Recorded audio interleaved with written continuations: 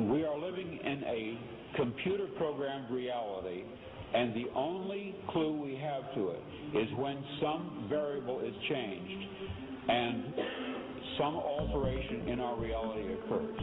We would have the overwhelming impression that we were reliving the present, déjà vu, perhaps in precisely the same way, hearing the same words, saying the same words.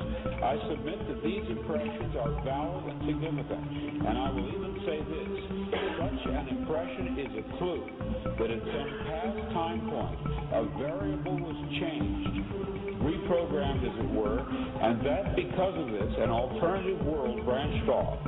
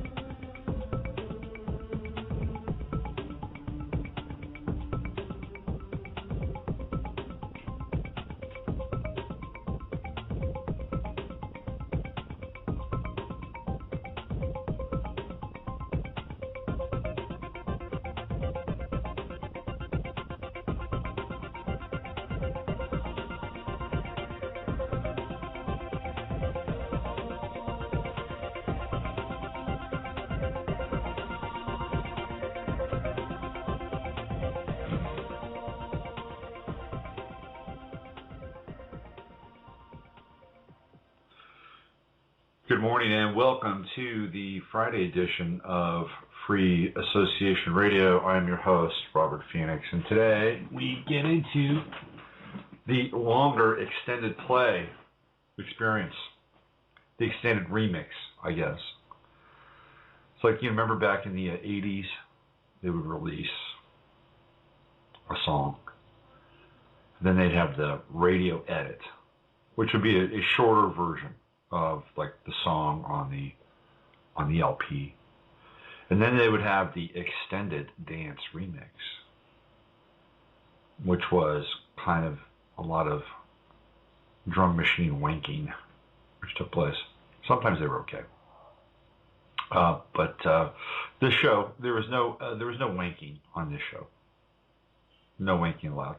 I'm going to have Michael Edward on today, and it's been a couple of years since I've had Michael on the show. It's amazing how quickly time flies. And, you know, you wake up one day and, you know, you start a radio show and hope that it catches fire and gets some traction and begin to gain an audience and things can proliferate from that point forward. Always my original intention with this show. And to a large extent, it's taken place.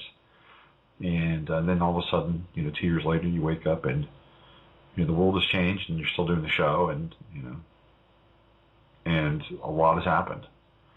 And a lot has happened in the Gulf region of the United States. And Michael Edward has been a part of what has been happening in that area for, well, from its inception. And what we're talking about really is we're talking about the explosion on the Deepwater Horizon well, which took place on 4/20. 2 years ago. It's been 2 years now. And 11 people died. Interesting numerological significance with the quote-unquote 11 people, and of course the famous 4/20 date. There are no mistakes when it comes to things like this of a dark, magical nature. And as a result, lives have been irrevocably changed, and perhaps the entire life of the planet has been irrevocably changed due to what took place on that day and since then. And one of the reasons why I wanted to get back in touch with Michael, and I've been wanting to get back in touch with Michael for quite a while now, because it's just been too long. And one of the reasons why I wanted to bring him back on the show is because I think we're starting to see the impact of the quote-unquote bio-remediation that's been taking place down in the Gulf of Mexico with Corexit. And we're going to talk a lot about that with Michael in the upcoming 120 minutes. Actually, it's less than 120 minutes. It's 1 hour and 54 minutes, so it's 116 minutes. But anyway, we're going to talk a lot about that, and we're going to talk about the impact that it's having on individuals. If you haven't been aware or haven't noticed, there has been an outbreak of quote-unquote zombies that are wreaking havoc across America, gnawing on bones and going after internal organs for an appetizer or a snack. And we're going to talk about that. We're going to talk about the misnomer of the label zombies. We're going to talk about and explore the mutation of the human species itself. So we're going to be diving into deep water, into dark water, and you may as well just put on your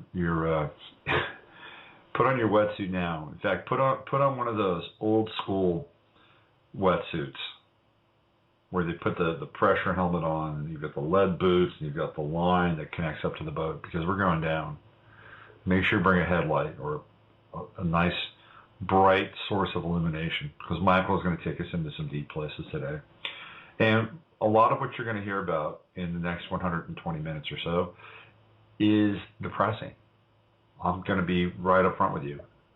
It's not something that you're going to be able to walk away and have a feel good, like this is the start of a new planet, and we're going to brush these these nasty influences off our backs, and we're going to be able to restart this thing and take care of life on Earth as the way it should be. You're not going to hear that on this show. You're going to hear some very stark realities about what has taken place and what is taking place down in the Gulf of Mexico. So if you can't stomach it and you need to jump off, you can always come back and listen again at your leisure on the podcast. My associate producer just passed me a note. Here we go. Slippers under the bed. I got nothing there. Okay. But I will open the door for the producer to come in. And we'll be getting to Michael in just 1 second.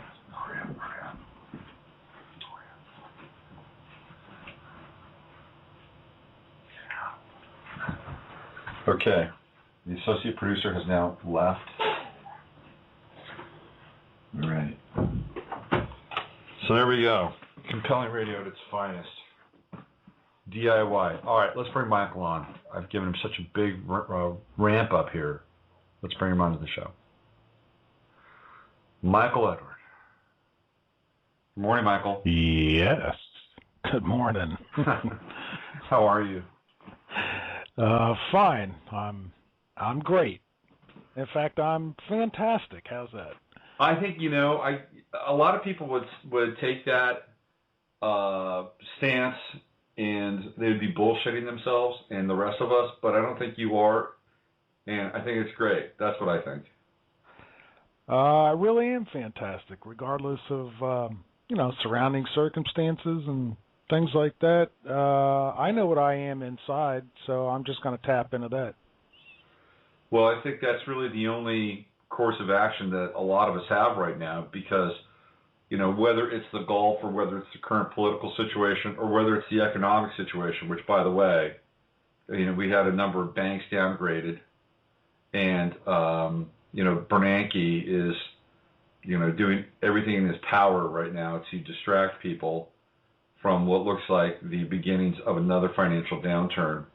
We're looking at another QE3, which is really QE1, QE2, TARP. They're all part of the same deal. It's all about releasing more fiat money into the system, which has less value.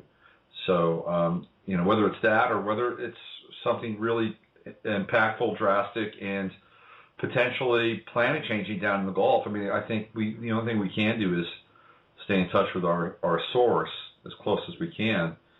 So, how do you do? I mean, I've asked you this before. This is one of the things that I've been fascinated about with you, is that you have been able to get into some extremely dark territory. I mean, literally, you have been living in the midst of a nightmare for the past 2 years. And we talked about this while we were doing a lot of these shows back in the day. You still are able to maintain this positive and faithful perspective. And I asked you then, and I'm going to ask you again, how do you do that? Well, it all boils down to truth.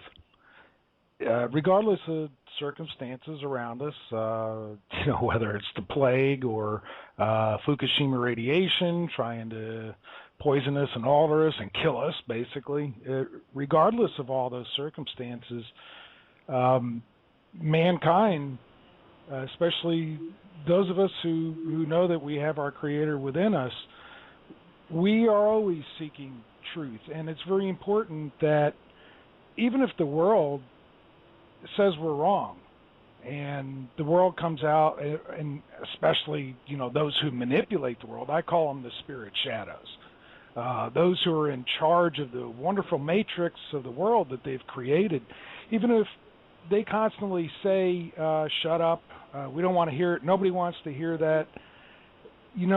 When you have that truth that's within you and it's coming out, and you're telling the truth of what's happening to people that are your neighbors and live along the Gulf and such, that's the motivation, Robert, is I know what's going on, and all I can do is share it.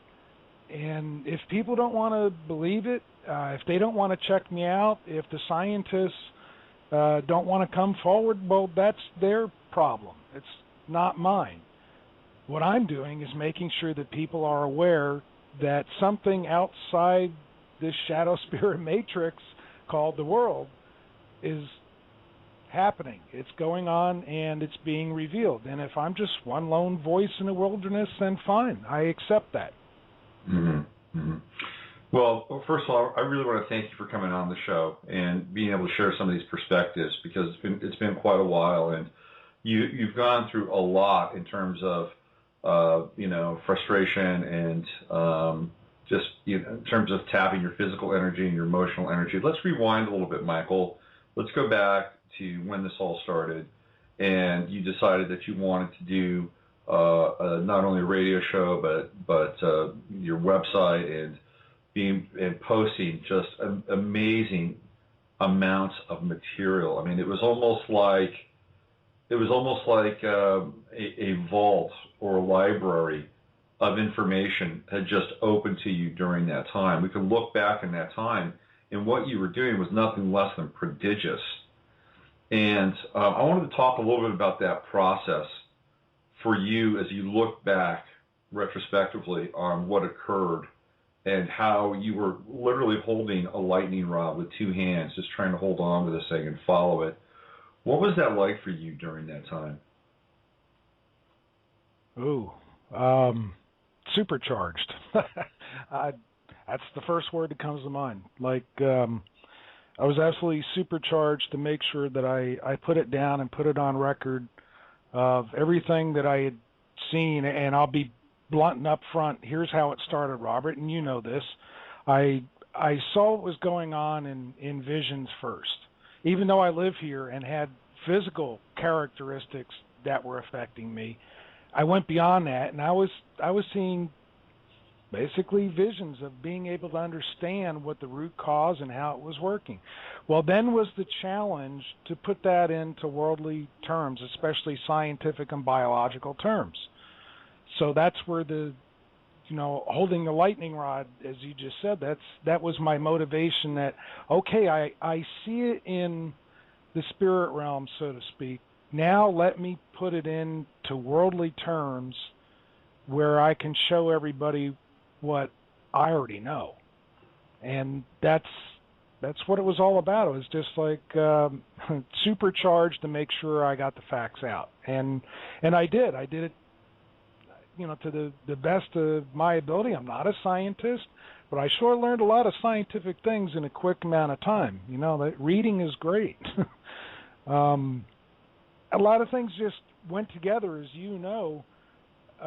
It seemed bizarre at first, certain facts that would come out, but then 6 months later, all of a sudden, there'd be an article saying exactly what I was talking about. It says, Lynn, my associate producer, Lynn, not associate, but producer, when we were full-time on the radio shows and on YouTube, she came out and said, well, we're always 6 months ahead and sometimes a year ahead. And, you know, it's really a fact when you see a year later as something that you said a year before, and somebody who has scientific credentials comes out and says exactly what I had written down and what I published. And you know, Robert, this is what gets me. The biggest supporters in the scientific community to back up what I've been talking about are in Russia and in Europe. Specifically a professor, the first one to come out and say, yes, he's right, horizontal gene transfer from these synthetic microorganisms that were introduced into the Gulf. Yes, that's true. That's what's going to happen. It's as he put it, it's a Pandora's box of unknowns. And then I've got somebody who contacted me about 2 years ago, who is in St. Petersburg, Russia, and that's about all I know, but she or he, I don't even know which one, goes by the name of Sister Mary sometimes and John Doe other times, has translated all of my articles and put them in forums all throughout not just Russia, but, you know, the former Eastern Bloc countries and in those languages. Apparently, this person speaks and writes 4 different languages. So now, in the past couple months, there are 2 of the leading Russian scientists who have come out and, without saying, oh, gee, Michael was right, they've read my articles, commented on them that have been translated into Russian, and now they're beginning to speak about it. And these are people who are not fringe scientists. These are really well-respected Russian scientists who are on the news and media programs and TV all the time, and they're saying, yes, that's exactly what happened in the Gulf.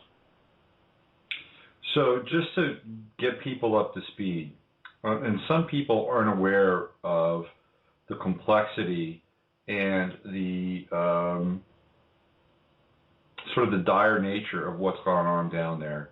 A lot of people think that we had an oil spill and that they cleaned it up, and maybe things got a little messy in the cleanup, but because we have an ADD-driven culture and a 24-hour news cycle, that's been put away, and now we're on to the next thing. And that's anything but the case. So what I'd love to do, Michael, is to kind of go back and piece this out from the beginning and what happened on 420, and then move up, because we have some time. We can stretch out a little bit here, and I want to get into some of the really more complex manifestations of what's taking place there in terms of genetic manipulation and species manipulation. But let's go back to that day, 420. There was an explosion on the Deepwater Horizon well, and 11 people die, and then we have the ensuing chaos which takes place from there, and this and then other wells and other cracks and other fissures, secondary breaks, and all that stuff. Let's go back to the original event, and let's try to understand what happened during the original event, why it happened, and then let's move forward and bring people up to speed into the present. Okay. Well, we first of all were completely lied to about what was really going on with the so-called oil spill. It was never a spill. It was an open gusher. When I say open, that means that the well pipe and wellhead and everything was gone. It was a crater that was gushing oil and gas. That's the first correction. And, of course, a lot of this is coming out now. There's a gentleman by the name of B.K. Lim who is he's a geophysicist, or not physicist, he's geophysics, who had worked for the oil companies, and he and a team of oil people have gone over lots of material and have come out and shown falsified dates on the videos that came from BP and such. And there is no doubt, I had said from the beginning there were 2 wells. And it looks like the proof now is that there were actually 3 wells that BP dug at Deepwater Horizon lease site, Macando 252. Mm-hmm. Let's take it for granted. Let's just say 2. The evidence is showing 3 wells. One of them was a complete gusher, and that's the one that, I've got a blank on his name, the gentleman from Maine who was the oil well. Simmons. Matt Simmons. Right, Matt Simmons. He had said that, the well had blown the blowout preventer a mile away and such. Well, it ends up he was right. I mean, there's a lot of proof of that that's out now. But, like you said, a lot of people have just put this to the side, and it's the past, and it's done with, and it's not important to know anything about the Gulf anymore. Well, hopefully by the end of the next hour and a half, I'll change the minds of people who are thinking that, because it has everything to do with what's going on in our entire biosphere right now. All right, so here we have a blowout, which is bigger than what they told us about. And they tried to cover it up. It doesn't matter whether it was deliberate, whether it was another 9/11 or whatever. It doesn't matter. It doesn't matter who was involved, who the BP person might have been that might have caused it. It doesn't matter. And the reason it doesn't matter is because we have to live with the results of it no matter how it was brought about. So let's not dwell on, it was deliberate sabotage or it was a terrible accident. That doesn't matter. It really doesn't. We have the consequences to live with. That's what matters. Right. All right, so here we've got the 28th of April, 2009. We have press conferences from Washington, D.C., where we have Director of Homeland Security, White House press conference, White House spokesman, Admiral Landry from U.S. Coast Guard. They have this press conference literally days after the disaster. And I had this on one of my shows, and I've still got all the audio recordings, where it said, they all said, this is not a BP operation. This is a government operation. This is a federal operation. This is a D.C. operation. We take orders from the president with this. Mm-hmm.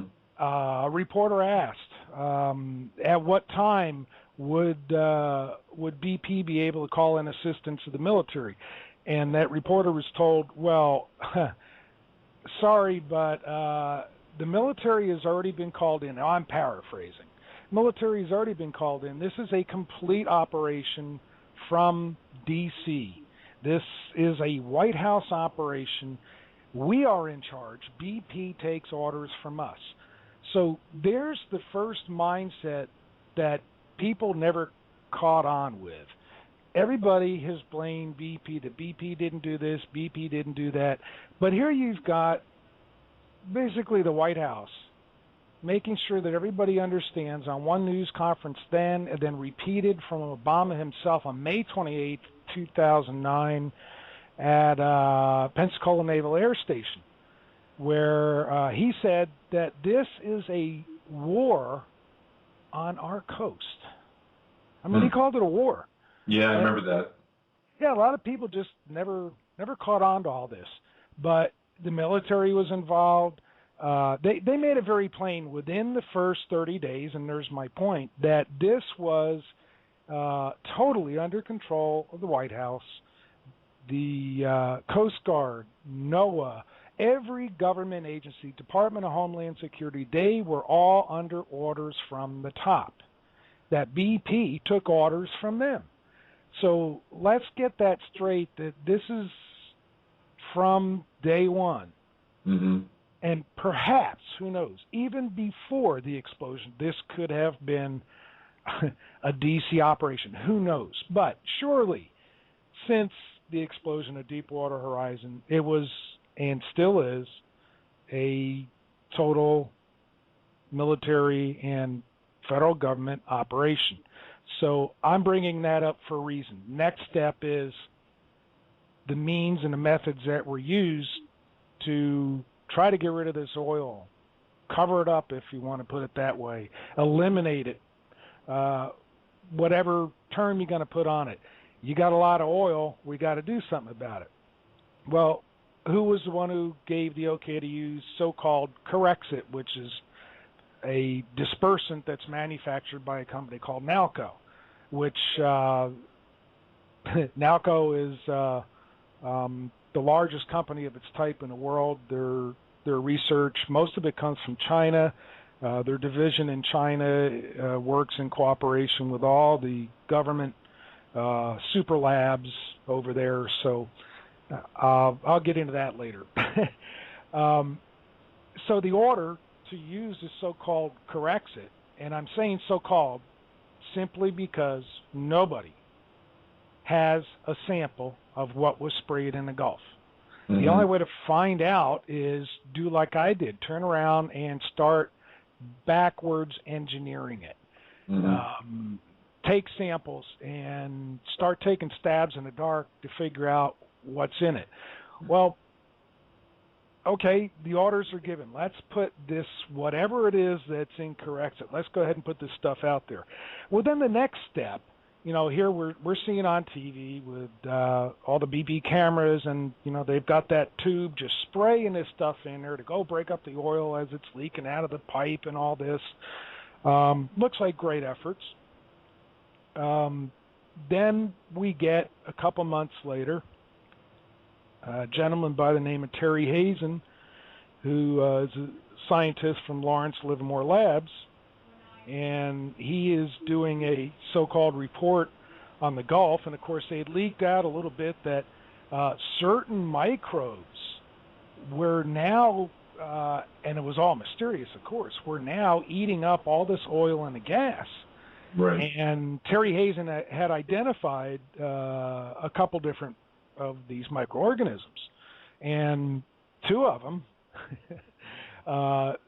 when he gave out the name, of course, I wanted to go figure out what he was talking about. So I looked them up and found out that these two so-called natural microorganisms that were supposedly eating up the oil were not indigenous. They're only found in Ross Sea in the Antarctic. Now, how odd. Now, how did that happen? All of a sudden, they migrated all the way from the Antarctic to the Gulf of Mexico to eat up our oil and gas. Isn't that amazing? It's the Gaia hypothesis. You know, the self-regulating systems. The Earth decided that those organisms needed to be there, so carried them on the Gulf Stream or something like that, right? Yeah, you know, went through all the oceans in the world to make sure they ended up in the Gulf Stream. Interesting. Yeah. But anyway, so okay, that was the first big clue that those are not natural microorganisms. They couldn't be, because they wouldn't have mysteriously overnight shown up in the Gulf of Mexico. Then you have scientists like Dr. Samantha Joy, University of Georgia in Athens, who previous to Deepwater Horizon explosion had been doing research in the Gulf, and then she came out after and was saying, well, something's not right. If it is these natural organisms that are eating up the gas, that wouldn't work, because there's not enough of the nutrients that those particular natural organisms need to eat up the gas. They're not there in the Gulf. And she was basically a little bit confounded as how can those natural organisms be eating up that methane gas and such when the nutrients that science has proven that they need doesn't exist. Mm-hmm. So there's another big clue. Obviously, they weren't natural. Right. They were synthetically created to appear to be, just one small change in DNA makes something quite different than the original DNA strands. Yeah, yeah, absolutely. Obviously, these were not natural bacteria by the names that they had and had given that had come from Antarctica and the Ross Sea, from Antarctica, and mysteriously appeared in the Gulf. No, they were added there, and they were not obviously the same natural DNA makeup, because had they been, they wouldn't have been able to survive, period. This brings up a really interesting, a bit of an interesting side point, in that, there are people who, they plummet, really, deep caves or deep parts of the ocean around the planet. They get into these deep spaces, and they procure samples of microorganisms that do really interesting things in these environments. And then they bring them back to laboratories and study them, and then create their own little Frankengenes around them, which is, I think, what you're referring to. Am I right? Yeah. And people think that nanotechnology and synthetic biology are something new. Oh no, we're talking about at least a 20-year history in secret government labs. And actually, I'm being very conservative. As far as I can see, it goes back 3 decades. And as you and I discussed in a program, now that I'm thinking about it, if you want to get into genetic modification, maybe not so much completely synthetic, but at least splicing and messing around with Mother Nature, you go back to World War II with Mengele and all the experiments that were done. And even before then, it was going on in the early 30s. So nothing new. It's just that now that science has exploded into areas that people can't even fathom.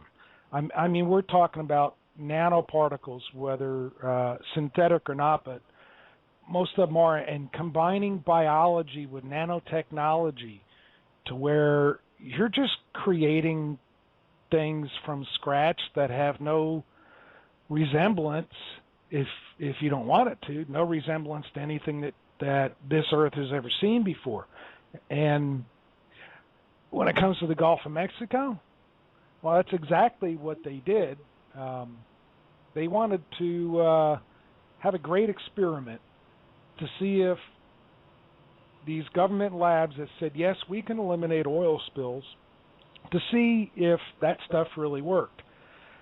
Well, that was done without taking into consideration what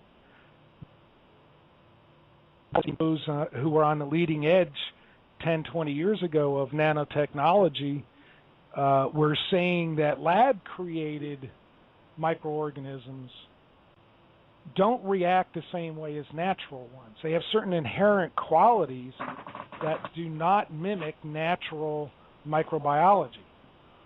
And the warnings were put out, like I said, 10, 20 years ago by scientists who understood that. But of course, when money is involved, Robert, and research labs are showing how they can take algae and create biofuels out of it and things like that. Well, when money is involved, apparently Mother Nature has to take a back seat, and common sense takes a back seat with Mother Nature, and it's one hell of a wild ride.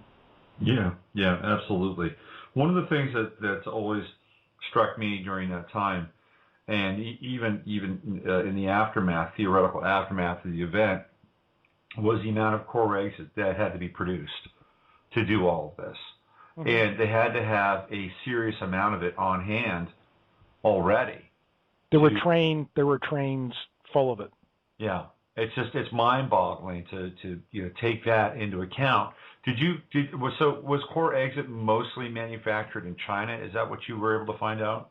Well, no, the formula that they've actually used is most likely from China because they had been doing synthetic genetic research on copying a microbe that they had found in their big oil field in China that was literally eating up their wells.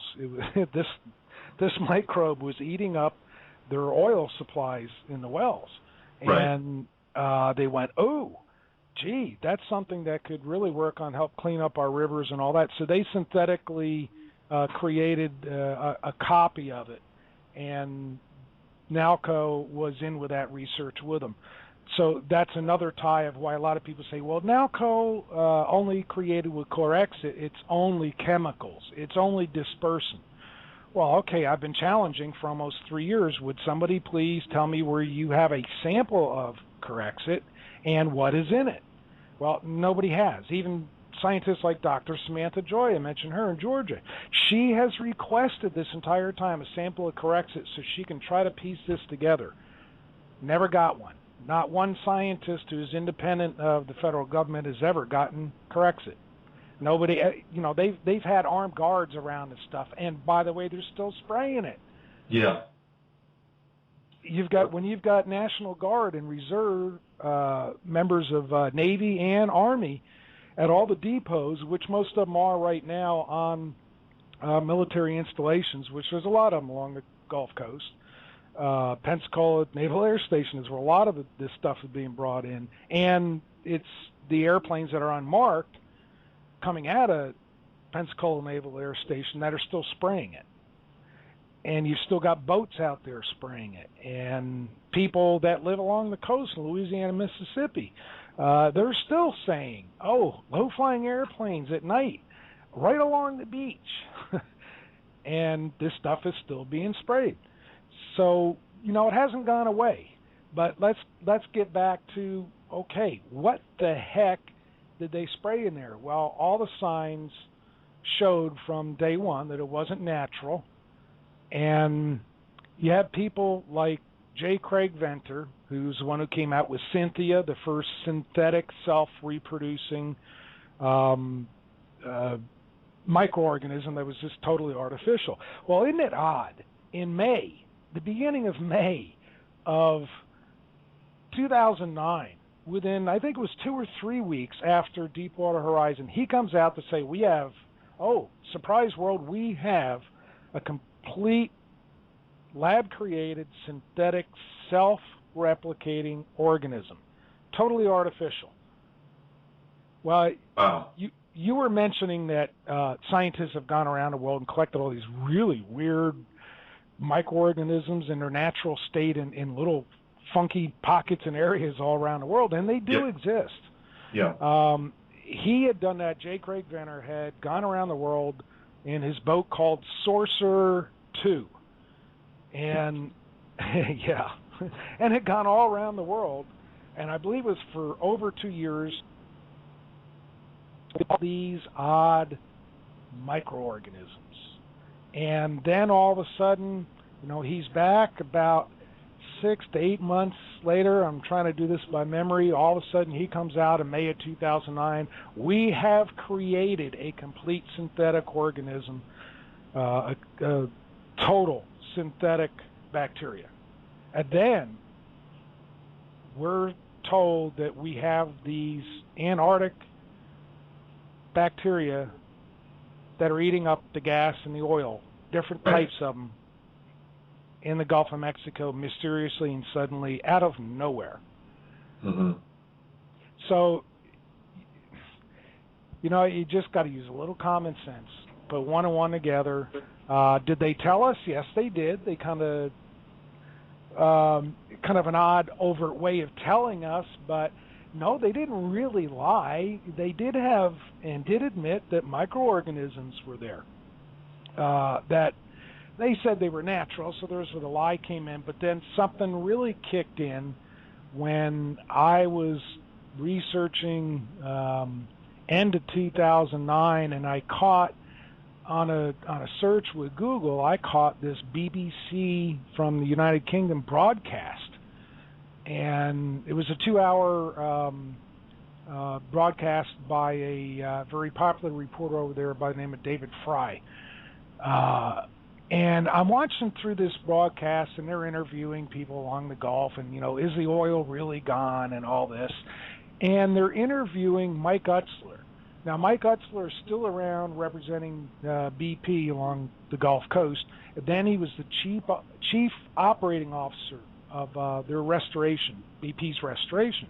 Mm-hmm. And he said on there, then I've put this on YouTube, on my sites, and I mean, it's profound. All right, now listen to what he said. I'm going to quote him perfectly, and then you comment, Robert. What do you think he's saying? All right, here we go. There is a new form of microbiology that is attacking this plume and using it as a food source. Now, what does that mean to you, a new form of microbiology? Well, I mean, it means to me that somebody introduced it to the area, because if it's a new form, it's not natural, right? It's not natural, no. Because if it was natural, they'd say, well, we have, some natural microbiology, some bugs, as people call it. We have some oil remediation bugs that we were able to get a hold of, and they're attacking the oil plume. No, he didn't say anything like that. There were keys in what he said. Such a simple sentence means so much. First of all, new form of microbiology. If it's a new form, it has never existed before. Yeah.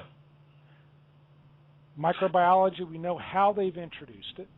And then he said, attacking the oil plume. Attacking it. Isn't that interesting? So it was apparently designed to attack the oil plume. And then he says the oil plume was its food source. In other words, it survives only on carbon. Interesting. So with that one sentence, and by the way, right after he said that on the interview, his own people cut him off. So I think he really let it slip. I really do. Somebody else that I didn't do the interview with him, but I had somebody do it for me in Louisiana. It was a man who was working over 30 years experience in the oil field business, was working out on a containment boat, they call it. A containment and production ship. Whenever they have like a leaking pipeline or something like that, or contaminated oil in a pipeline or even out of a wellhead, they have these containment ships, and basically they take the water and the oil and the gases and such and re-separate them so that they can recover the oil or the gas or both, and then would either put it into a tanker that's alongside of this ship, or would burn it, like we saw, right after the Deepwater Horizon explosion. So this man, his name is Paul Eber, over 30 years as a operator on this containment operation ship, and of course they were hired by BP, and he's right out there at Deepwater Horizon site. And they're trying to, recover as much oil from out of the ocean as they could. So that was his job. I mean, this is what the man does, what he's done almost all his life. Well, besides him getting real sick after that, he was there, I believe, it was May of 2009 until August. And I might be wrong on the dates, but right after, they were trying to cover their butts. He was up at 3 o'clock in the morning, and of course, if you've ever been on these oil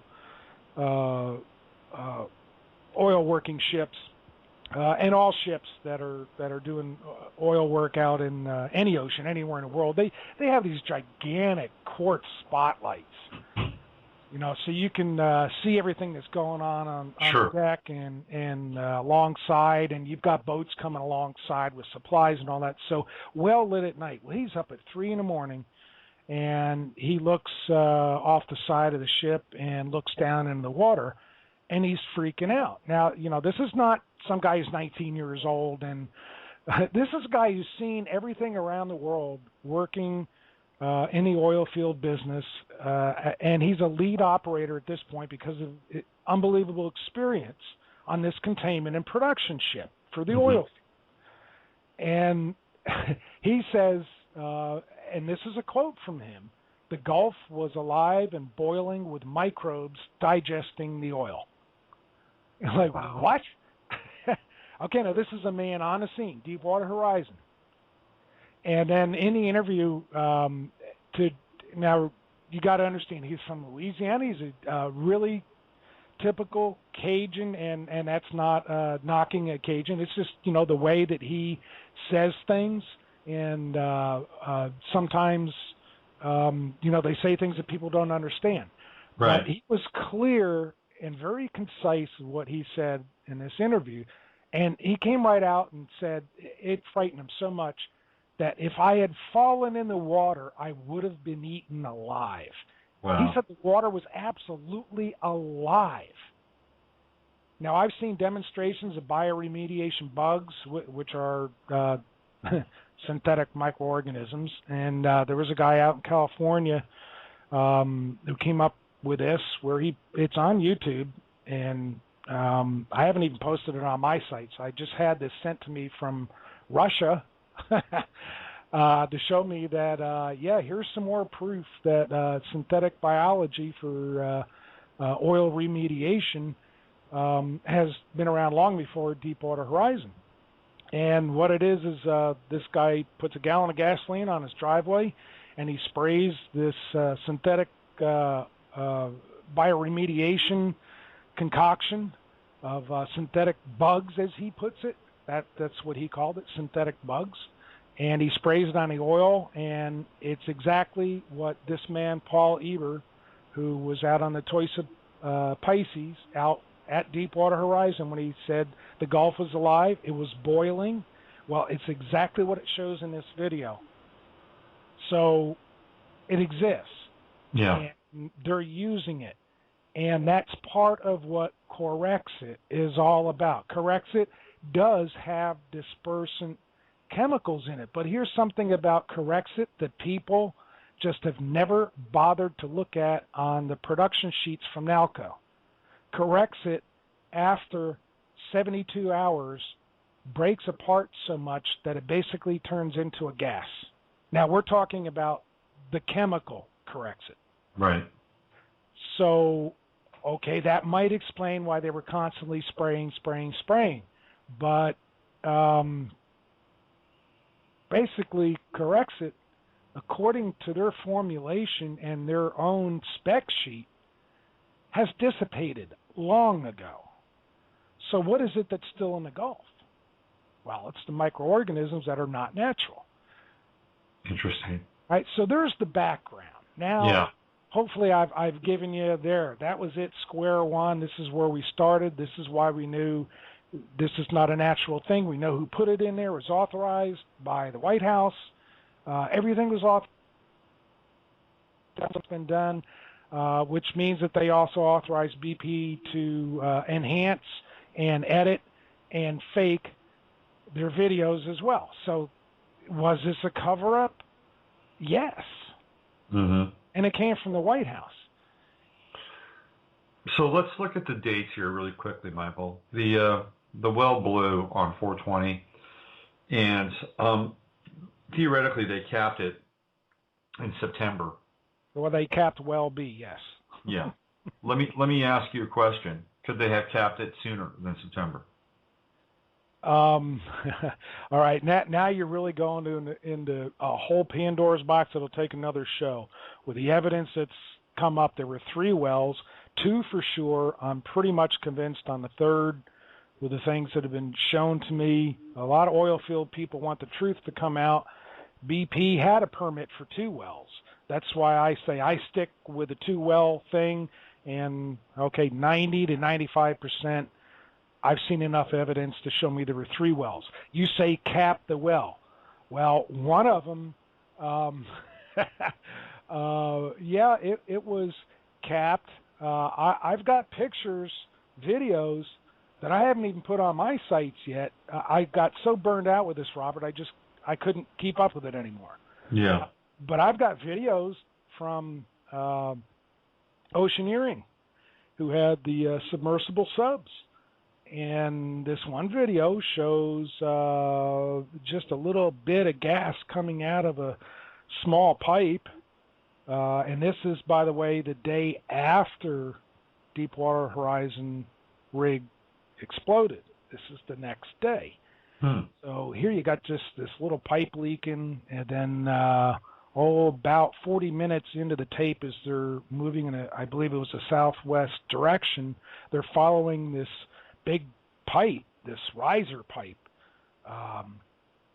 And as they follow it, all of a sudden you see this big black gusher. We're not talking about the kind of gusher that we all saw on the internet and on TV with a pipe where it was coming out. I'm talking about a gusher out of the seafloor. And as the ROV gets closer to it, you see it really is a crater. And you can see yellow elastomeric pipeliner in the side of the crater. So this is where there was a complete wellhead blowout, which is different than 40 to 45 minutes earlier in the video of a well that had bent pipe that had some gas leaking out of the threaded drill pipe. Right. So, this is the day after. So we were all lied to, and we had a nice dog and pony show. So you said when the first leak, well, it depends which well, because the next day that video says there was one open crater gusher, and there was one that still had a blowout preventer on it with some bent pipe above it. So is the open crater gusher still leaking? No, that they finally did cap. But see, if you realize that BP, first of all, had a permit for 2 wells, and if you realize, remember we had in the news towards the end of 2009 and even into 2010 where there was, all of a sudden they're coming out with reports to say, well, there's a whole lot more oil than we thought there was. Mm-hmm. Remember all that? Sure. Okay, that was because they weren't able to totally close in that gusher yet. Now, the drilling of the relief wells, that was to stop the gusher. Eventually they did, and there's a gigantic cement cap on it, but it's still oozing and seeping, but nothing like it was. So Matt Simmons was 100% correct. Right. And you actually had predated Matt Simmons' revelation on TV. You beat him to the punch. You beat him to the punch on my show, and that was by at least 2 weeks. And it was shortly after Matt Simmons had discussed that and had been openly critical of the government that he wound up dead in his hot tub in Maine. Yeah, he had a heart attack. Well, if you want to believe it, he had a heart attack. Yeah. Stress from telling. Well, one of the things that, as you were talking about Cynthia and this, again using the same word, revelation of a new species, I flashed on the movie Prometheus, and what I think is kind of an important movie. Not that it's a landmark movie in terms of cinema, but I think the ideas of Prometheus are interesting and are borderline predictive programming in terms of this whole concept of ancient aliens and the return of the gods, which we have been massaged with on the Discovery Channel and the History Channel for at least 2 years now. And starting with von Däniken, and I do believe that there has been contact with this planet, but now there is a pretty mainstream approach to this idea that we were seeded here by another species, and clearly this is what Prometheus is talking about. The second theme in Prometheus is the development of this synthetic microorganism, this alien microorganism, and it's actually one of the plots of the film, the narrative, is that it is being sent to Earth because the creator gods think that they screwed up, and they've decided that maybe they should eradicate their creation. Hence, we have these alien life forms that, the face suckers, and they, crack open the chest and hatch. But it's a very important theme in the movie. And I'm wondering if you've made any connection with Corexit and these synthetic organisms and some of the, not just memes, but really kind of hidden in plain sight stuff that we're experiencing now with these, this narrative that there is a synthetic sentience that's kind of living amongst us. Well, yeah, they are alien to human nature, to our biosphere. Whether they came from somewhere else, I don't know. But I can tell you that the ones that are being used by Monsanto with their genetic modifications and what's coming out of the air with genetic modified organisms from so-called chemtrails, which again is misleading because they're not chemical, just like Corexit is not chemical. It's got some goodies in it. Synthetic biology. Our whole world is being altered by the powers that be, if you want to put it that way. I just call them the shadow spirits because they won't surface and let you know. If you want to call that alien, well, okay, it's alien because it's not natural. But here, well, that started with the Gulf especially. We've got some things to deal with, and this is going to be way beyond dealing with what's happening now with, let's go to zombies. Okay, the CDC, what was that, over a year ago came out with, steps of how to deal with zombies. Now, the CDC doesn't joke around. So why would they come out with something so stupid and say, well, it's just a joke? Right. Yesterday in Bangor, Maine, they had a zombie apocalypse drill. Now, I'm talking about Bangor, Maine. Okay, this is not on the Gulf. About how to train emergency responders. And what it was based on was that a man who had contracted an unknown virus while he was in Jamaica and came back to Maine, and all of a sudden it started to spread. All right, so we're talking about pandemic. Well, isn't that odd? Because now there are lots of things around the world. All of a sudden, these odd things like, what was it, Arizona, New Mexico, a couple of weeks ago, Black Plague showed up somewhere. Yeah. All these things that were eradicated or no longer were a threat to mankind, all of a sudden they're coming out. We had in Haiti at the same time as Deepwater Horizon and thereafter, all of a sudden an outbreak of an unknown strain of cholera. Mm-hmm. So isn't that odd too? And here we're using this synthetic biology, man-made. I hate to put man in there, but okay, lab-made. That sounds better. I don't want to knock mankind because we're the ones who are suffering. We don't really know who's making it. Well, it could be robots. I mean, the robots and the computers basically are making this. Yeah. We had. That's a frightening thought. If you really get into that, that's a very frightening thought. That's another show, huh? Yeah, for sure. Here we had with the oysters in the number one oyster field and supplying a third of the oysters for the U.S. in Florida by Apalachicola. All of a sudden, a new strain of E. coli. Now, see, all these new strains are coming up all over the place. You don't have to be a scientist to figure out that something is altering what is natural. Another example, from day one, we saw dolphins, whales, especially, they're mammals and not fish. They were the first ones to take the brunt of the synthetic biology being put in the Gulf to eat up the carbon, gas carbon and asphaltic oil type carbon. what happened? They were dying. And what did the pictures look like? The first ones, and even the ones that still show up on the beaches. Well, they're being eaten up from the inside out to where it ulcerates from the inside to the outside of their skin, and you see these ulcers and these terrible lesions. Well, this is also happening with people along the Gulf. Right.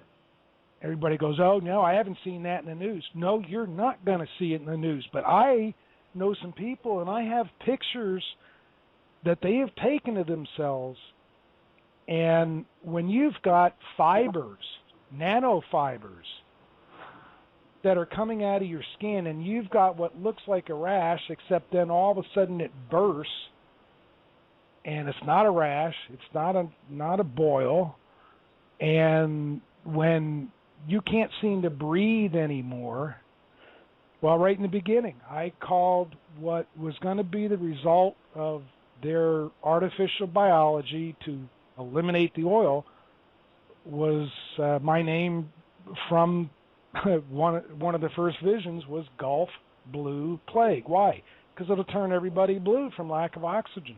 Mm-hmm.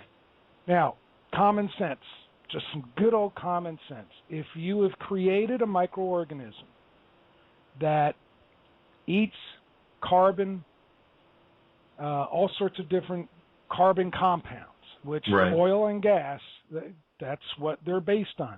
Well, mankind and everything basically in the world is carbon-based. It's carbon, yeah. All right, that's why in that polluted Gulf water, initially the whales and the dolphins were hit first. Now we've got shrimp without eyes. Well, what's that the result of? Is that a chemical? No. That is genetic change. And it's not just random. It's becoming the normal. Wow. So shrimp with no eyes. All right, how does that happen? Let me give a scientific explanation. How do you get a whole new species of shrimp that don't have eyes? And not just one shrimp, but a whole new species. Yeah, because it's becoming more normal than it's not normal. All right, normal shrimp have eyes. It's too bad. I've always liked the little eyeballs on the shrimp when they fry them in a weird way. No, I'm just kidding. So they're getting down into the DNA of the shrimp, and they're altering the DNA of the shrimp. Okay, it's the whole food chain, and we're talking starting from microbiology first. You've got bacteriophages or bacteriophages in the Gulf, which are basically a virus, but they're a non-lethal virus.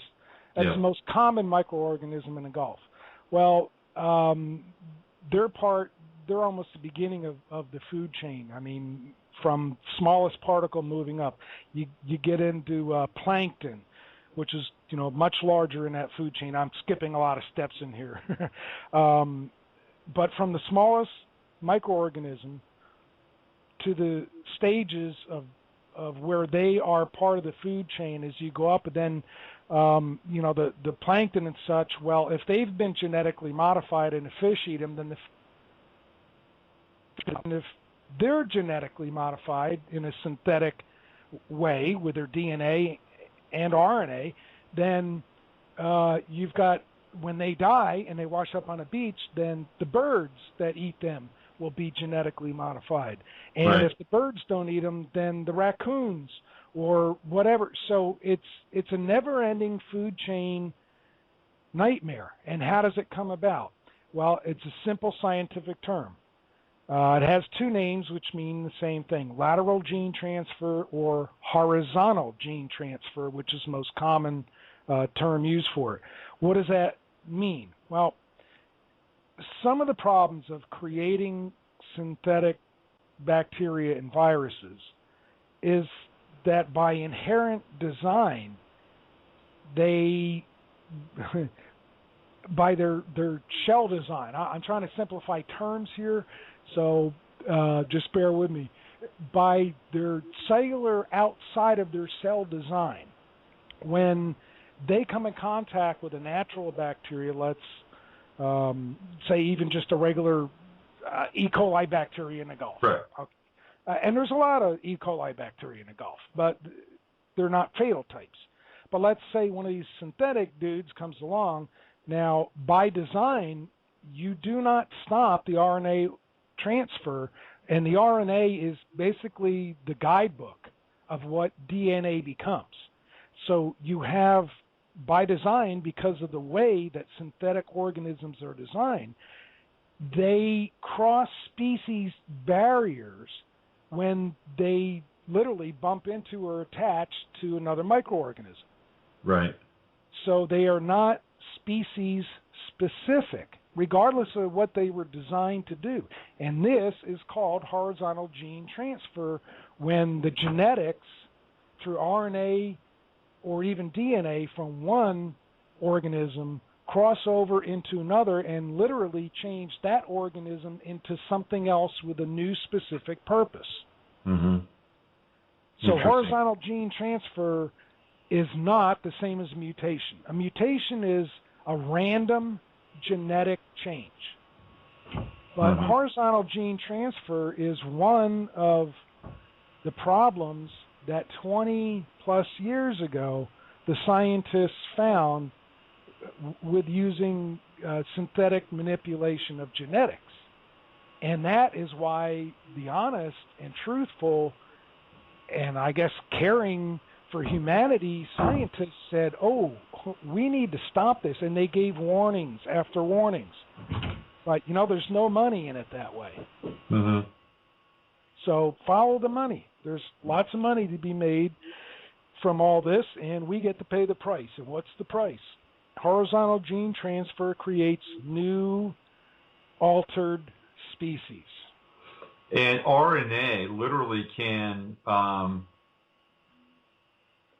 rescript DNA, right? I mean, it can. Yes. Yeah. Well, it is the script. RNA tells the DNA what to do. Exactly. Or how to form or what its purpose is going to be. RNA is like the guidebook. Like I said, it's the script. Right. So if the RNA is telling the DNA what to do and the RNA is altered, theoretically the body can then be not necessarily tricked, but convinced that the new DNA that's being produced is its own. Right. Right. That's frightening. And the body will adapt to it. That is absolutely frightening. Okay, now let's talk about people. Because, you've talked about the zombies on a couple of shows. I haven't had a chance to listen but a few minutes, but all right, let's talk about the zombie apocalypse. All this stuff they're talking about now. The guy in Miami who chewed off the face of the other guy. Right. All right, that's pretty weird stuff. And here is where I think part of their game to hide the deliberate biological synthetic biology that was in the Gulf. Here is part of the game is the CDC comes out after the Gulf starts having these new microorganisms put in it and comes out with how to survive a zombie attack or whatever it was the CDC in Atlanta came out with. Mm-hmm. That's an outfit that doesn't joke around. That's Centers for Disease Control. Right. Why are they making a joke about it like, oh, yeah, we just put it up there as a farce? No, they didn't. Trying to say that the bath salts are all of a sudden, which are legal and people using the bath salts and smoking it or whatever. I don't even know what they do with these bath salts. I've heard so many different stories. I don't know what's true, but okay, that's upstream. Well, that's supposed to be the cause of it. There is no proof of that at all. That is another false lead. Yeah, sure. It's, okay, what are we dealing with? Now we've got something besides what happened in the Gulf. The Gulf was, let's say, the big introduction of biological changes, which affect all of the biosphere. That includes every living thing. Like it was like a laboratory vat, a large organic laboratory vat. Yeah, big experiment. Okay? Yeah. Now we have genetic transfers, horizontal gene transfers, which cannot be controlled. All right, zombies, no. Something that I was that I wrote to you a few days ago when you asked me to be on the show. Zombie is a misnomer for what's happening. A zombie is one, according to Hollywood anyway, is a human being that is dead that was brought back to life. Mm-hmm. Okay, that's not what we're talking about here. So zombie is a misnomer, and this whole zombie apocalypse thing is really to get people off in the wrong direction to cover it up. I mentioned to you mutations. Yeah. Well, I'm even wrong with that. You can't say mutation because a mutation is a random, not a specific will happen every time. A mutation is when you have, at least in nature, has always been an oddity. It is not a new species. It just, like one happens, kind of like an albino. It just happens once in a while when certain genetic combination comes along. Right. But it is not a new species. All right? I think, and I've been trying to search for the right word and it hit me right before the show started. If we're going to describe what's going on with the effects of not only what's sprayed, what was used in the Gulf, and the genetic modification of our food, if we're going to describe the effects of it with people eating other people's faces off and all these cannibalistic things that we're seeing in the news, then you would have to call those who are affected by that synthetic biology humanoids. They're human, but they've been altered. So there's my term. It's the humanoid apocalypse. Apocalypse, I'm right. Humanoid apocalypse. Untied. Humanoid. I think it's just going back just a little bit. It's fascinating to look at where they would, with the zombie apocalypse practice run up in Maine. It's fascinating that they would say that it was somebody from Jamaica, somebody had come from Jamaica to bring this back. And then of course, when you said that, I was thinking about Haiti, and just as I was thinking about Haiti, you mentioned about the new cholera outbreak in Haiti as well. Mm-hmm. And I thought about the demonization of the black race as well as part of this. And it's like, oh, Jamaica, what do we think of with Jamaica? We think of Rastas, and but really it's not. We think of like Bob Marley and Lion of Judah and all that stuff that comes out of Jamaica. What do we think of when we think of Haiti? We think of theoretically, poor black people and voodoo and Santeria and all.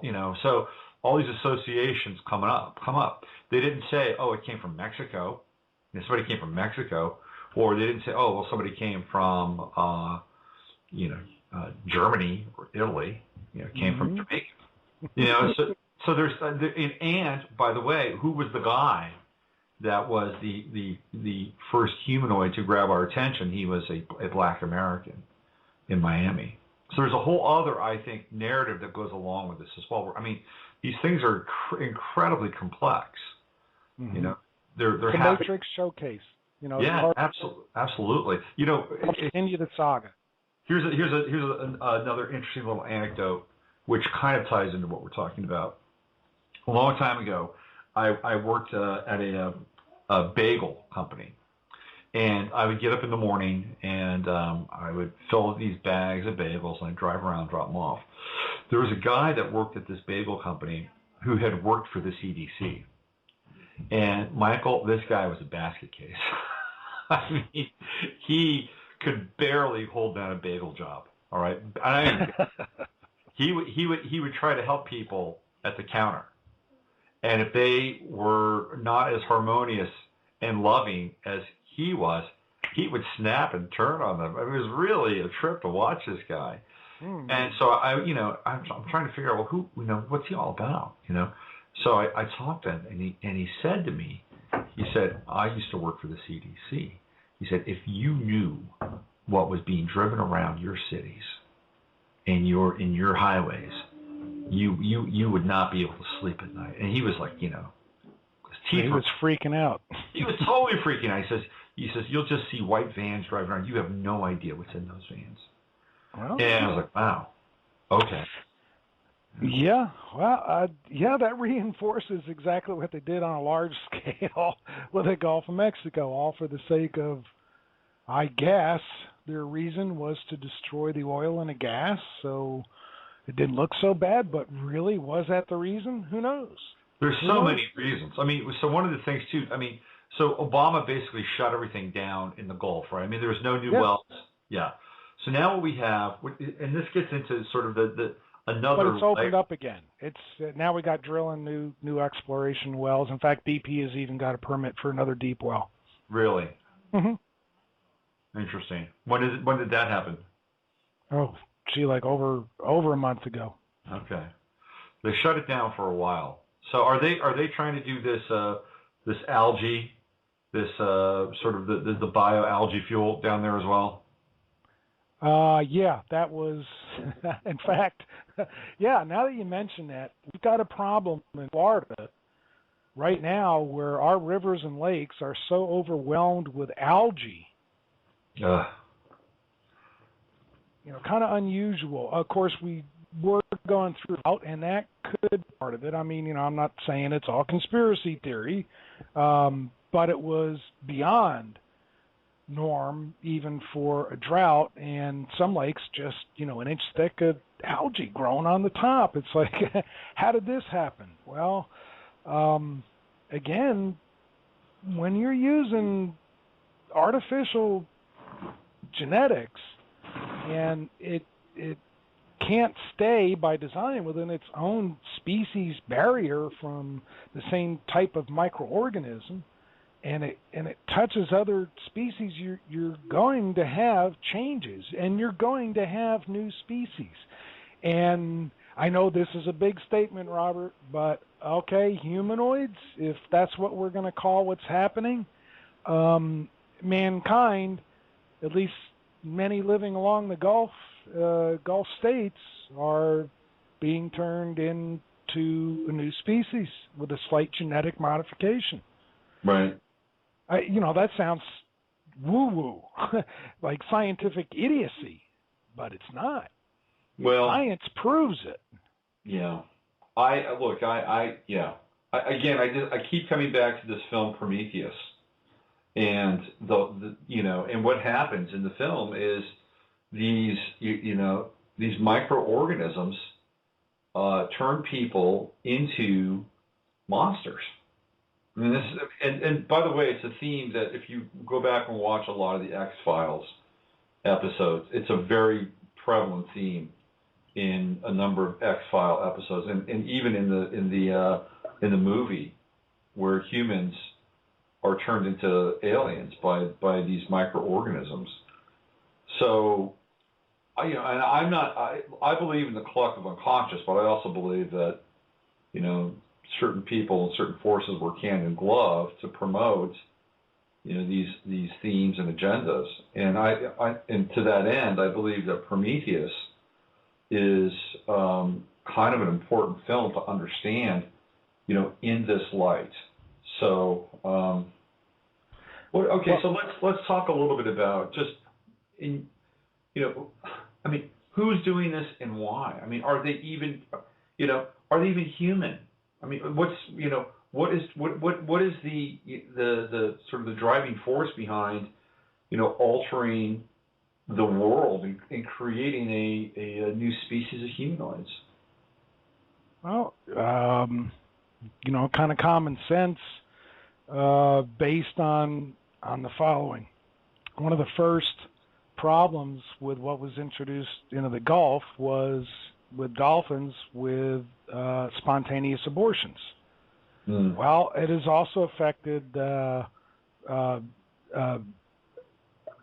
women that live all along the Gulf states, and specifically I'll talk about Grand Isle, Louisiana, which is out there in the Gulf, kind of like the most southernmost place closest to Deepwater Horizon disaster. All the women of childbearing age there, nobody can seem to have a full-term pregnancy anymore. Wow. This is the stuff you're not seeing on the news, and you're not going to. But if you talk with people there. They will tell you what's going on. Another thing is everybody who's been affected by the synthetic biology and even nanotechnology introduced into the Gulf, every single person, of which I was one of them in July myself out of my own boat, didn't smell it, couldn't see it, but all of a sudden my brain was in a fog, just like I went off into la-la land. And this is the problem with so many people along the Gulf Coast, even right now. Even if they don't have physical symptoms of the rashes and the nasty come from the inside out stuff that I spoke about earlier, heart palpitations and brain fog. I mean, that's the two most common from all the people that I've spoken with and that send me emails and on Facebook and everything else. It's a constant brain fog. Just like, okay, I know, just like a zombie, even though that's the wrong term, but just not there. The brain is affected first. And, it's so odd about that drill in Bangor, Maine. I got to pull this up because it describes what's going on in the Gulf. One vaccine, this is part of their mock drill. One vaccine stops the mock virus in its tracks before it goes to the brain, where it kills, turning the actors into who were taking place in the exercise into zombies. There's a second vaccine to bring these people back to life. I mean, who gave them that script? It's insane. It's completely and utterly insane. One of the things they ask in the beginning of the drill is everybody vaccinated? Huh. Interesting. See, they were practicing about a pandemic, but then then they go into, there's two vaccines involved. Right. One vaccine stops the virus in its tracks before it gets to your brain. Right. And the other one, once it's gotten to your brain, then it brings you back to life. And of course, we all know what happens with vaccines. So what are we staring down here? It's just a orchestrated event so that people will go march into their local CVS and get the anti-zombie vaccine? Perhaps. When CDC comes out and says, here's the steps to protect yourself from zombies. It's all part of a script, without a doubt. And for some place like Bangor, Maine, I think it was a 7-county area or something where they did this drill. And this report was yesterday, by the way. Thank you, Len, for bringing that to my attention. And they're talking about a pandemic where it affects the brain. Well, that's why I'm trying to tell you what has happened in the Gulf with the synthetic biology has affected the brain of almost everybody. People walk, and nobody can explain why. Right. Nobody can seem to go full term with a pregnancy. Yeah. Just start adding up the facts that do exist. Everybody has joked around for over 2 years, I got the BP crud or I got the BP flu. How about a flu that never goes away? Yeah, it's pretty serious. How about pneumonia that never goes away, or at least the symptoms of it? Okay, and what people are having, they're having these symptoms caused by something. Mm-hmm. Okay, something that most people, when I speak with them, they'll turn around and say, it's like, I'm getting eaten up. Mm-hmm. I know that sounds weird, and most people don't want to believe that, but come on down to the Gulf and swim in the Gulf, and you'll be saying that in a few hours. Well, that's how fast it affects people sometimes. Look at what happened with the poor gal down in Georgia who fell from the zip line into the river, and she, theoretically had this MRSA, this flesh-eating virus, right?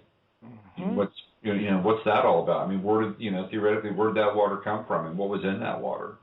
Well, whatever is in the Gulf goes in rain clouds, and most of Georgia's rain comes from either the Gulf, depending on which side of the state, or the Atlantic. Right. Same thing for Louisiana, for Mississippi, for much of Texas. Rain comes from the Gulf. It spreads. Whatever is in the Gulf ends up in rain. Wherever the rain falls, it affects it no different than the Gulf. So one of the things that you and I talked about, and by the way, if you're just tuning in now, and we're pretty deep into this exploration of what happened with the Gulf of Mexico. I'm talking with Michael Edward, and Michael has been really at the forefront of some pretty nightmarish information that's been evolving, quote unquote, maybe even mutating out of the Gulf.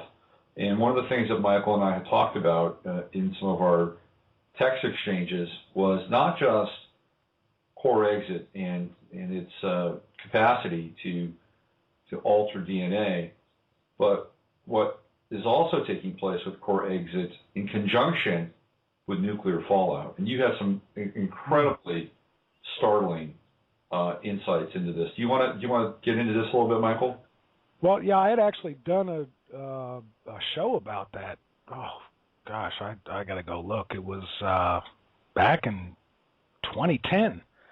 I did a show about, because there was so much more uranium and thorium in deep asphaltic oil, which is what Deepwater Horizon had tapped into, that it accelerates and causes natural bacteria, and I'm talking about natural at this point, it causes natural bacteria to get supercharged. Again, I'm oversimplifying. That's not the scientific term, but I'm trying to get the idea into your listeners of this is what happens when you have radioactive material and it meets bacteria. It kind of supercharges it. Well, are there any reports out there about what happens when high amounts of radioactivity are exposed to synthetic microorganisms? Well, no, there's no reports out there because they're hiding everything about the synthetic, or they don't know. All right, who knows the most about artificial biology? The government. Mm-hmm.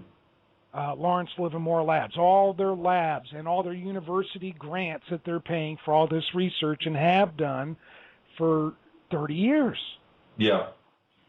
All right, they know the effects. Obviously, it's no different and could possibly be even worse with synthetic biology exposed to high amounts of radiation. What's going on? Well, not only the asphaltic oil that was gushing out of the Gulf of Mexico, lots of uranium and thorium in there. Then what happens on 3/11? Oh my, here we go with Fukushima. And you're out there on the West Coast, Robert. You know you can forget about the Pacific fish. It's not a pretty sight. The air, it's affecting everything that's grown on land. They've lied about it in Japan, how much was really there and where it's going and how much was released. And they lie about it here in North America about everything else. Now, that's bad enough by itself. It's like Chernobyl on steroids. Yeah. Add to that the Gulf of Mexico artificial biology. And throw in a chemtrail topper while you're at it. There you go. There you go, and a little Monsanto GMO seed. Yeah. Let's throw it all together. To me, I can't see anything logically that it doesn't spell anything other than population elimination. Well, it feels like a major culling cocktail for sure. There you go. Yeah. It was really, I had this thought yesterday. I was thinking about food, and there's this great push to have food labeled genetically modified now, right? It's like, let's get it on the labeling. And I thought about that, Michael, and I'm like, well, this is an interesting strategy because if you are forcing food companies to label their food genetically modified, to identify that stuff, then in essence what you're doing is you're enabling that and you're legitimizing that. You know what I mean? Yeah. Yeah. Yep. And then I thought about this whole concept of organic food, you know, and how we, you know, as consumers, as a parent, as somebody who I try to watch how to put in my body, I'm always on the lookout for organic, right? If you think about it, I mean, organic was just the way food was made. You know, it's just like regular food. You know, yeah, it's like the corn when I was a kid that we'd buy from the guy up the street. Right, it was just regular. It wasn't organic. You know, and he used cow manure because it was cheap. And this is just the insane world that we live in, because organic food is like this exalted status. And in some ways it is, but it's really just food. That's all. Well, with radioactive, if you've got radioactive fallout, which you're having on the West Coast, and and that's entering the soil, technically you can't call it organic anymore. There's nothing natural on the planet anymore. Nothing. You know, there's no natural air, there's no natural water, there's no natural soil. It's all been tampered with. I think their matrix is falling apart because, you know, they just can't keep up with all the stories anymore. I know the lies. You know, it's the degradation of the lie. You know, the lie will just keep degrading to the point where you can't hold the story up anymore. I agree with that. Well, you know, the result is, yeah, this sounds like a lot of doom and gloom, and hey, it really sucks to talk about radiation to kill people and synthetic biology that if it doesn't kill you, it might alter you enough that you might wish you would die. Yeah, it's really lousy, doom, gloom, and like I told you right before the show, looking at all the research I did really depressed me. I haven't looked at this stuff for months. Yeah. And it's really depressing. And then right before the show, I had to remember what really counts. And what does really count from my perspective? Well, I can't tell you exactly what the spirit entity or being was that created me in that realm, but it exists within me, and as far as I look at it, my Creator, without a doubt, has put something in me that could alter my DNA in a flash, that could cure me from the Gulf Blue Plague in a flash, or from radiation poisoning. Right. You know, if you want to go into Christianity, we lay hands on the sick and they'll recover. It's the same thing. It's in me, and it's in everybody. We just have to tap into it, and that's what I call living light. It's not just light. Mm-hmm. It's living light. It's the spark of spirit life that created my physical life. Mm-hmm. It's two realms living together. Well, it's an interesting topic that you're broaching here, because, you know, this really is kind of like the master's test. If you can tap into this and begin to transform and have your own internal bioremediation with all this stuff, then you're not just onto something. You've reached a level of conscious evolution that is pretty profound. So, how do you stay in touch with us, Michael? If you were to share with people the best way to engage and catalyze your own ability to transmutate all these, you know, crappy toxins and influences in our environment, how would they do that? Most religions have something that is in their written part of their religion that pretty much says the same thing. And the Christian version of what I'm talking about is call forth those things that are not as though they were. And a lot of people don't understand what the heck that means. Well, from a creation spiritual realm aspect, all things that are physical come from that spirit realm. So calling forth those things that are not physically as though they were, basically it's positive talking. That's oversimplification, I know, but you are what you say to a great extent. And I am what I know, that living light spark that's within me. I am that. That is me. And I really can overcome, whether I end up doing it or not. Really, I guess depends on me, and it depends on my face, so to speak. But yes, I can overcome every nasty thing from radioactivity to synthetic biology. If I didn't believe that, Robert, I probably would have been one of those who took an overdose when I started researching over this, and I wouldn't be here now. Right.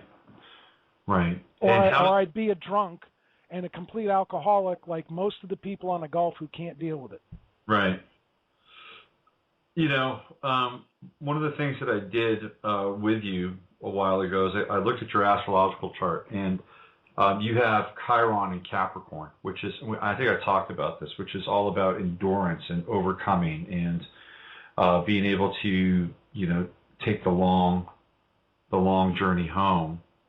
And, what we're dealing with astrologically in the next, well, it's right here, right now, but it really heats up in the next day or two, is this square, the Pluto in Capricorn, Uranus in Aries square. It's the first of these really major significant squares. We had the Cardinal Cross last year, which was very powerful, but this square is super intense, and we're literally entering into that square cycle like right now as we talk. And part of this, from the astrological aspect, is Uranus in Aries, which is strange, freaky science. Uranus is, it's Aquarius, it's inventive, it's outside the box, it's lab-based, it's technological, and Aries is, driving forward, plunging, moving ahead without regard really to the dangers of, what's taking place. But that's one manifestation or one definition of it. And then we have Pluto in Capricorn, which is the unfoldment of the corporatocracy or the plutocracy with Pluto in Capricorn. And these forces are squaring. And I'm just wondering, over the next few days, and we have another square coming up in September at 6 degrees, from 9 to 6 degrees, because it's at 9 now. I'm wondering if what we're going to see here, Michael, with this square is some of this stuff getting out of control. And out of control in a way that the people that created these things could not foresee. And they're going to be scrambling just as much as we are, or have been. That's what I've been saying since the beginning. There's just so much you can alter, especially when you're talking about altering from even smaller than a cell, not just microbiology, but going into nanotechnology. There is just so much you can alter and release that you darn well you can't control it all. Yeah. They know that. It's nothing new to them. A lot of people have told me, the scientists, when they do this, they have, just like in the movies, they have biology. They have a little deal that they can shut it off. Right. Nope, not if it's already jumped species and had horizontal gene transfer. You might shut off the synthetic one, but all the ones it's affected that are now multiplying, no, you can't shut them off. Right. So, wow, if that's where the astrology is saying that we're going to deal with those kind of, oh my gosh, we thought we could control it, but we can't. Well, that sure fits. Well, that's how I see it, and at least part of the story. And I think that a lot of these people, I mean, it's not just the, what we're talking about here with the Gulf and the synthetic biology, but it's also the synthetic, everything's synthetic. It's the synthetic economy, it's synthetic food. All these things that have reached an oversaturation point are going to, they're going to tip. The scales are going to tip, and they're going to be unmanageable. The chaos will be unmanageable. Well, that's where this turns into a spiritual matter. Well, because I think that the people that have enabled this stuff, that have enabled this stuff, they have been theoretically thinking that they're in control or that they were immune to the consequences, and all of a sudden they're going to wake up and they're going to freak out. Mm-hmm. And it's going to be, I don't know if it's going to be too late for them, but it's certainly going to be 11th hour material for them to see the hand that they've had in this, because maybe they took a bribe, or maybe somebody threatened them, or whatever that thing is. I can understand the threat, because those are very powerful tools to influence people, but bribes and greasing people's wheels in order to just look the other way, it's anyway. It's all got to catch up sooner or later. Really. I agree. Regardless whether it's finances or whether it's mad scientists. No, what's the difference? What's also fascinating too, Michael, is that, and I know you're all over this, is that starting in the mid-'90s, we had the death and disappearance of a number of top microbiologists. Mm-hmm. Yep.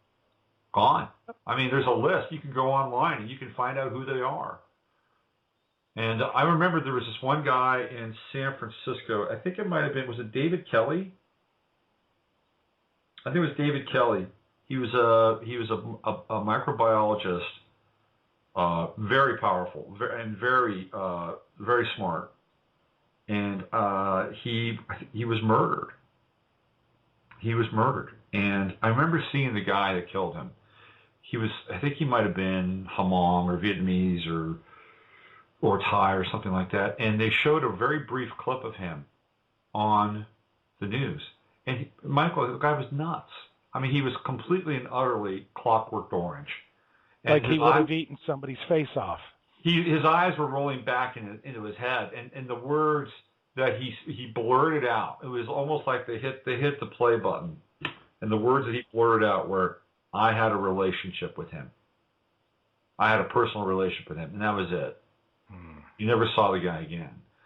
So, we've seen the eradication of people that theoretically might be able to help during a crisis like this, but they're gone now. Yeah, and who knows, they could have been involved with coming up with it in the first place and realized how terrible it was. That's true. Just what a Pandora's box it would open up, and maybe tried to hide it and paid with their lives here in this world. Yeah. So, we've got about 18 minutes left, and if you want to, Michael, we can open up the phone, see if anybody wants to ask you a question or make a comment around this. Do you want to do that? Sure. It's your show. You're in charge. I'm not used to that. we don't have a lot of time left, but if you have a burning question or comment, or you live in the Gulf area and you want to share something along these lines, you can call in 347-308-8995, and we've got a few minutes, and we can maybe take one or two calls, and if not, Michael and I will just continue to talk until the end of the program. And round up is probably a bad word to use, but we could round up the conversation today. Just think about it. Round you all up and stick you in a pit. No, I was thinking of Monsanto. That's why I thought that was really a bad choice of words. I know. That's why I thought. That's why it just occurred to me. Oh, look what I'm doing. Okay, so heck, we already sprayed everything else. The other thing too, Michael, you were talking about Fukushima, and what I noticed, and I've got some issues with Fukushima. Not that it's making my kids' future potentially unlivable. I mean, that theoretically is an issue. But I've been following a kind of an alternate track with Fukushima, and I've been trying to connect Fukushima to the Gulf, not necessarily with how they're commingling in terms of like catalyzing one another, or Fukushima catalyzing what's been emanating from the Gulf, but from a crisis perspective, right? Because we looked at the Gulf as being one thing, that it was this major, oil disaster, this eco disaster, when in actuality it was really something else. It was kind of, in some ways, a really juicy excuse to cook up a vat of, mutant viral goo. Yeah. And Fukushima might be something similar in its own way, because one of the people that I had on my show a couple of weeks ago was Richard Mystical Sun, who is he's a musician, a great musician. He's also a super geek. He's super intelligent. He's got, he's a computer guy. He's got all kinds of instruments. He's got some very sophisticated rad detectors. And he's gone, up and down the Bay Area with his rad detectors, and he's captured like zero radiation. And I've seen some posts from other, guys who have their own rad equipment and, varying degrees of sophistication. In places like LA, zero. They're getting zero. They're getting zero reading stuff. Yeah. And I think it's fascinating. So then I'm thinking, well, what's really going on here? Okay, what is really happening? And Ken Adachi just did a show with Don, what's his name, from Idaho. And Ken Adachi is basically, and this is what Michael Stone and this is what Macando was talking about with Fukushima, and that Fukushima is real, but it's not as real in a way that you think it's real. And if you look at like what's happened after Fukushima in the United States, you had Fort Cooper, Fort Cody, San Onofre, and I think a couple of other, certainly Los Alamos in New Mexico, and I believe maybe even Hanford. You had these nuclear facilities, and I know for a fact that Fort Cooper was releasing steam. They were releasing steam into the environment. And if you look at one of the most impacted places radiation-wise, it was St. Louis. Yes. Which is not far from Fort Cooper, right? Downstream. Yeah, so I'm thinking to myself, well, what's really going on here? Is it Fukushima? Is Fukushima really the cause for this? And maybe it is in terms of what they're dumping in the water. I think that's very real, by the way. And whatever this debris that's coming from Fukushima is. But what if what's taking place is really something else? That with everything that's happening with all these various plants, and they took San Onofre offline. I don't know if it's back on now, but they've released a lot of the nuclear waste into our own system here, and maybe to make it look like it was Fukushima or the impact of Fukushima at a much greater scale. And I'm not discounting Fukushima, because I think that, again, the Pacific Ocean stuff is very real. And I'm not eating seafood again, by the way. But I'm just wondering, what's really going on here? Because, one of the things I learned from the Gulf and some of these other events is that when they happen, we get very emotionally involved. We get very passionate. We go, this is bullshit. This is a crime against humanity. And we slam our fist down and say, is anybody going to do something? And we start to get into it. We start to try to unravel it. We try to share the truth with other people. And a lot of times what we're doing is we're going down a particular path, and we're not really seeing the big picture because we're so emotionally involved. True. And I saw that with the Gulf and my own reaction to the Gulf. And as time evolved, and then I began to see what was really happening with this Corexit stuff. I was like, wow, there's something else going on here. And I think that there may be something else happening with Fukushima as well, because of some of the stuff that's starting to come out, and how kind of insidious what's happening with the nuclear power plants here to mirror what could have happened in Fukushima is taking place. I don't know. I'm just throwing that out there because I'm trying, in my own way, to engage with this material from a very curious place. But at the same time, I'm trying to back off of, my quick emotional reactions with it. You know what I'm saying? Yeah, I'm catching it. I'm there with you. I'm just kind of thinking while you're talking. Scientifically, when it comes down to microbiology, consider the Gulf a bonfire. Yeah. And if there is radioactivity involved, consider that as pouring gasoline on a bonfire. bonfire.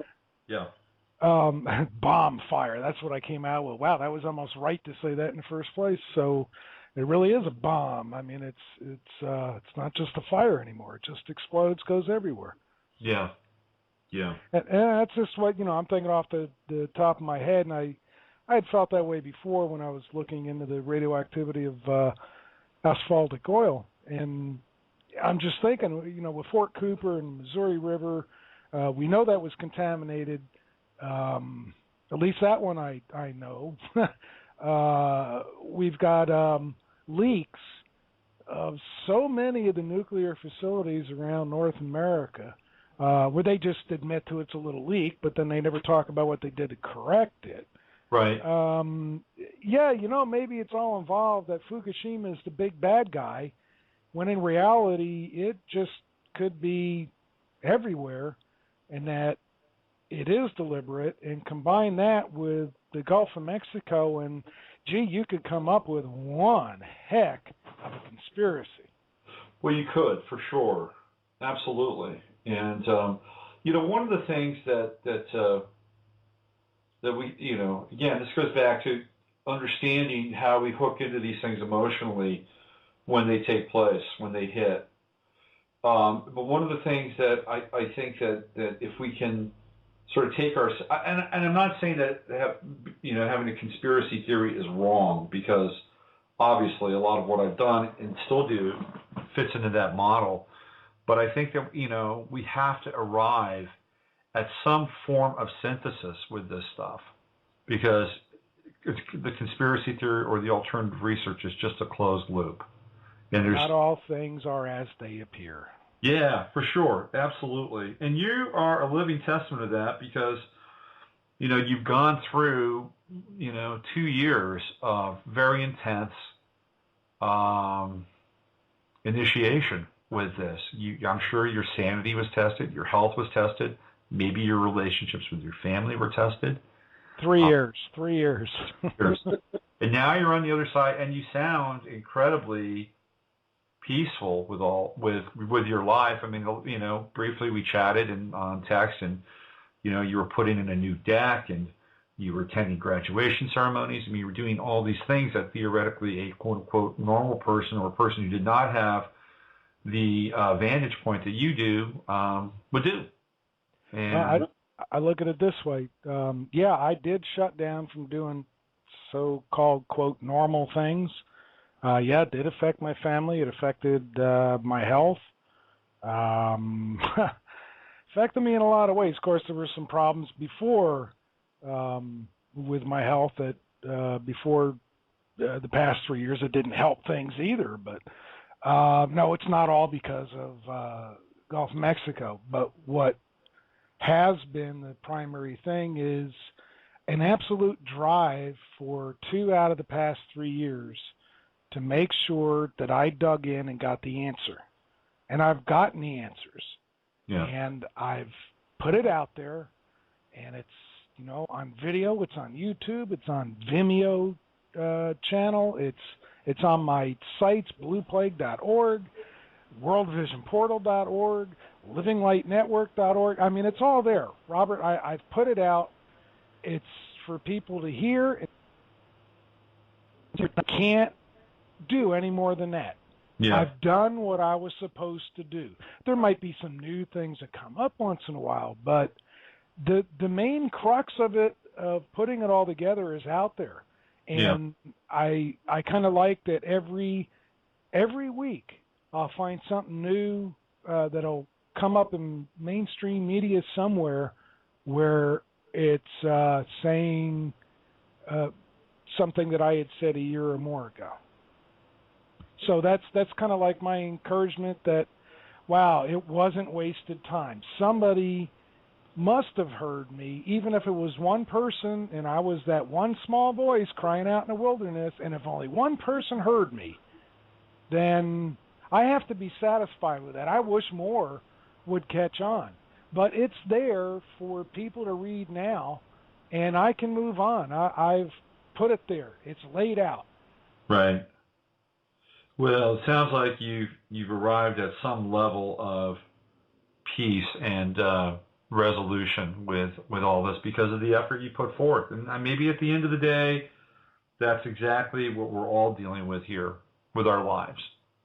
And the lesson is, well, put forth the effort so that at the end, when it's all said and done, you can at least look back on what you've experienced and lived and said, you know what, I didn't check out, I didn't wuss out, I put forth the effort, whatever that effort was, and you can look back on your experience and say, yeah, I did it. So, well, my biggest frustration when it comes to the Gulf, and I'm just being wide open honest, is with my neighbors and those I know who live on the Gulf, and especially those who are badly affected by all this. Not only mentally but physically. I mean badly physically affected. Nasty stuff. And I've told them this is the source. You need to look for these certain altered gram-negative bacteria, because I've gotten right down to, to show them what to look for. Only one person did that and went to a medical doctor and said, look for that gram-negative bacteria. Is it in me? And when they got the confirmation with that, then they said, you were right. I said, okay, here's how you treat it. Here's how you detox it as best you can, and you'll be doing this the rest of your life. But you won't be affected. And guess what? They're not. But that's one person out of hundreds that I've been in contact with. All the rest of them, and this is what discourages me, are so caught up in the world that they care more about whether they're going to have a free attorney to sue BP than whether they're going to live tomorrow. Well, that says a lot about our society, because we've evolved to this point where money is such a motivating force, and that people, and it's unfortunate because we're in Pluto and Capricorn, and the more that we get into the fake crisis of fake money, people are going to interpret that as being very real and driving their survival mechanism, their survival needs. So they're thinking short term and not necessarily long term, because they, on some level, they intuit what's happening. They know that there's this this cash crunch that's coming. But to your point, though, that they're also, most people are also just asleep, and they're asleep because of the food they eat or what they watch or what they read or don't read, and unfortunately, that's kind of where most of the planet is. Although people are waking up, I do see that, and I see we're going to see more of that. But I'm just hoping that the awakening is going to be awkward. It's going to be an awkward awakening, and people are not going to be sure what to do. And we'll have a lot of brain dead humanoids, apparently, or zombies, or whatever name we're going to pick, mutants, whatever name. It's going to be a lot of them walking around, and already are, that are just beyond the point that you can help them. That's the frustrating part for me. I wish that I could go to everybody who's asked me for help and sit there and give them the herbs and show them how to detox and all the things that I've learned. But I've sent a lot of supplies to a lot of people, and they never used them. And that just doesn't make sense. But then you hear them talk, and it's like, oh well, I've already been promised. I'm going to be part of the lawsuit. I'm going to get money from this. What does that have to do with you living and breathing in the next hour? Yeah, right, exactly. Yeah, no. There's my frustration. Yeah. Well, I'm glad that you were able to come on the show today and not necessarily vent your frustration, because I didn't get that. But I'm glad that you were able to come on today and that we could circle back and it's not even really closure, but just touch base and see where things are, because your work around this has been unlike anybody else's, and just absolutely stellar. And I'm truly grateful for you and your efforts and what you've done and what you were able to share today, Michael. Well, Robert, you've been from day one I would say the major supporter where you were on my Blog Talk shows, I've been on yours. You've been an encouragement. So you had a lot to do with why I could stay ahead of the curve. Well, we're here for each other, and not just you and I, but I know a lot of people who are connected with my show and my world and your world, and even though the world is still kind of asleep, and there are some folks out there who are incredibly supportive, and I'm glad that we could be that for each other. So, Michael, take care of yourself. I know you will. You've already proven that, and let's rendezvous again maybe in a couple months, and let's check in and see where all this might be headed after the zombie apocalypse. You got it. That's a date. All right. Take care, my friend. All right. Thanks, Robert. Okay. Thank you. Bye-bye. So that was Michael Edward. If you're listening now, you're listening to the streaming. Actually, it's the podcast version. We just heard 120 minutes or so of gripping and riveting disclosure around what took place in the Gulf of Mexico and what continues to take place and where it's all headed. Where it's all headed is a big unknown, because we're in uncharted waters, to stay with the watery Neptunian metaphors. Okay, I'll be back on Monday. We're going to do a little mashup on Monday. The banks are starting to melt down. They got downgraded by Moody's. I believe it was yesterday, and I'm sure we'll have some more to talk about in terms of the economy come Monday. And also, Obama is under fire. He is having to answer to Fast and Furious finally, and we're going to look at that on Monday as well, and why that's taking place now, and who might be behind it. I've said this, and I said this about a year ago. I believe that Barack Obama is a one-term president, and I still believe that. And I'm okay with being wrong. But I believe he's a one-term president, and I think we're going to see that. And we're either going to see Mitt Romney as the next president, or we're going to see something very different take place, in which case there may not even be an election. So with that, I want to leave you with the sign-off of the show. Use your head to discern what's real, your heart to see what's possible, and love. Love the people around you. Give them time. Give them energy. I'm actually trying to wean myself away from my cell phone. I leave my cell phone at home now. And I leave it at home, not all the time, but sometimes I leave it at home on purpose, because I don't want it around me. I don't want it to be that thing that is sitting there at the table like everybody else's fucking cell phone and just grabbing my attention. Who's texting me? Who's sending me an email? What important thing is taking me out of this moment? So I'm weaning myself away from my cell phone. And hopefully, as a result of that, I'll have more space and energy and emotion to be engaged with others in a meaningful way. So love those around you. Appreciate them. Savor them. Take care of them. Sun's in Cancer.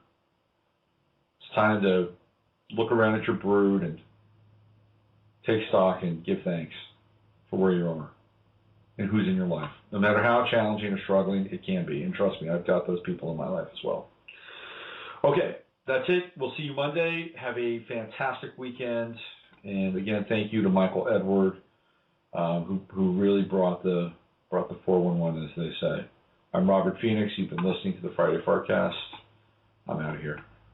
We are living in a computer-programmed reality, and the only clue we have to it is when some variable is changed and some alteration in our reality occurs. We would have the overwhelming impression that we were reliving the present, déjà vu, perhaps in precisely the same way, hearing the same words, saying the same words, I submit that these impressions are valid and significant. And I will even say this, such an impression is a clue that at some past time point, a variable was changed, reprogrammed as it were, and that because of this, an alternative world branched off.